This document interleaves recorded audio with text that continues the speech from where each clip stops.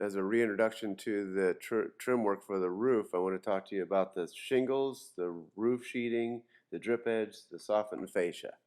I want to make sure that you understand that. So let's watch a little bit of the videos and we can get started. Thanks a lot. All right, guys, I am working on the soffit and fascia part of the shed. So I'm going to show you a couple things that I started and made a jig, which we'll talk about in a minute. I also want to show you a little bit more about what I mean by soffit and fascia. Thanks. Talk to you in a bit.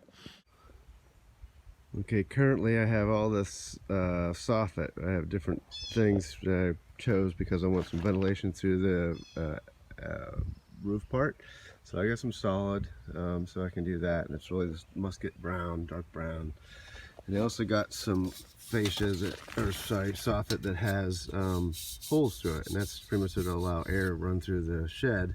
And there's different things in there, you know, cans of gas and stuff like that, oil, that you really don't want to build up any kind of fumes in a shed. So what I did was I created this little jig plan. So I have two horses that I have set up because I want to keep this stuff pretty straight, pretty flimsy. It's aluminum, and you don't want to get it bent because then once you have a crease in it, it's kind of ruined.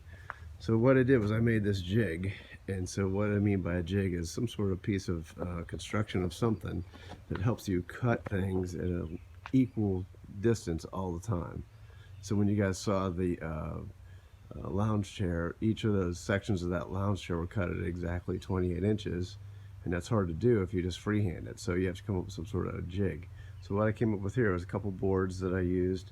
I sandwiched together the soffit between this board and this underboard, and I did that by running two 1-bys, so like a smaller board, like just like this one, underneath here, so that it kind of brought that channel into there. And I put another one on this side, and I made it exactly the same width. That's the thing, see it in there. Exactly the same width. You might be able to see a little bit of it back in there, so that it would hold it, you know, in here. So this is pretty firm in here, and I put this across. Now this board right here is what I'm using to run the circular saw on. So whenever I go through this on the circular saw, it stays in the same exact position the whole way across the board. And so what I did was I let it also made sure that my metal cutting blade, which is this, is sitting even with the bottom. And so if you can see my little line that goes right through there, real easy right there, the wheel is going to follow that line, and it's going to keep it in the exact, this out here, it's going to keep it straight the whole way across this edge as I cut across there. You can see my line on that side that I'm following with the blade. The last thing is I need some sort of stop. So what I created over here was like a little stop that, so I know how the distance, because I have to cut a whole bunch at exactly 20 inches. So each time I cut up here, I'm going to cut across, remove that piece right there, and then I'm going to slide it all back down to that stop, and then do the same thing again, and over and over and over. And I'm going to alternate the vented with the solid, so that I get a little bit of vent, but I also have a little bit of protection too as well. So the idea here is, now this is kind of like loose in here, and I don't want it that loose when I'm cutting it with this. So what I'm going to do now is I think I'm going to use this board to hold it down just enough so it has, I can also screw it in here so I can see both sides of the metal. I was going to use a bigger board, but then I realized, well, then I can't really see if it's even against the back edge here, if it's like even right here, and if it's even right here. I want to make sure that that's exactly, and it's straight, because I don't want to cut anything crooked up on that side. So what I'm going to do is I'm going to screw this board in here right now, and then we'll come back to me cutting this. All right, so this is the first cut with the new jig, and we'll see how it works.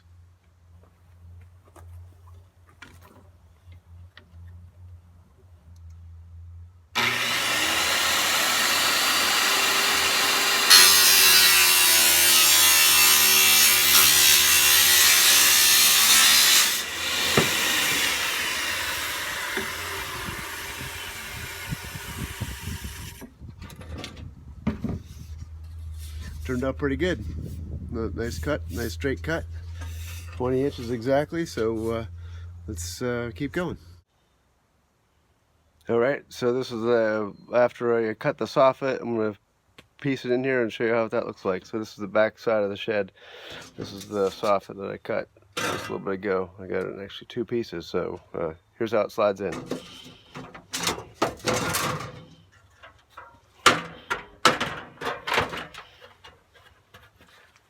Really, it just kind of goes in, snaps in like this. Open this little track, just like that, slides in. Take a nail, put it in right here, and then you got it up there, and that's it. And so then this one would go in beside it. It just kind of snaps right into the next part. Goes like this. You just slide it right in there. Then pull the track down a little bit, get it, pop it in there. Sometimes it's a little tight, which is good. And then that's it. And again, put your nails right there. You got it good to go. Good seeing you guys. We'll talk to you soon. So just as a follow-up for the end of the video, I just wanted you guys to realize that this is the eave. Anything that sticks out over top of the actual building would be your eave. Your soffit and fascia is going to go up underneath there, and they basically help with the way it looks. I guess really would be the best thing. Kind of, you don't see the underneath trusses and that kind of stuff. It keeps pests away, like bees and that kind of stuff. So once it's all enclosed and stuff, it won't look like that. And last but not least, like I said before, it's about ventilation, especially in something like a shed where you have like chemicals and gas and that kind of stuff. You want to make sure that you keep that pretty ventilated, really, is what you want to do. The pitch or rake, as we talked about before, really is how the roof is angled up. And so that being said, I also wanted to make sure that you knew about the drip edge, which again is right here, and the fascia eventually is going to go up underneath here. It's going to roll down around the bottom and across, and that'll tie in the soffit underneath. So again, the fascia goes up underneath here, so that when water drips off the top, it can't get underneath there. It's going to come off this piece. It'll come down the fascia down here and drip off the edge. And if you see the shingles, underneath the shingles, I have what's my sheeting is up underneath there, and it's really hard to see up underneath there, but there is like a thin layer of what you can call it tar paper as well. But yeah, that's pretty much what's underneath there. So that's it, guys. I just wanted to make sure that you knew what you were doing about this, and really, I just want to make sure that you guys know what you're supposed to be doing, and I'll be a little bit better about this as further I go, and I will talk to you next week. Talk to you later. Bye, guys.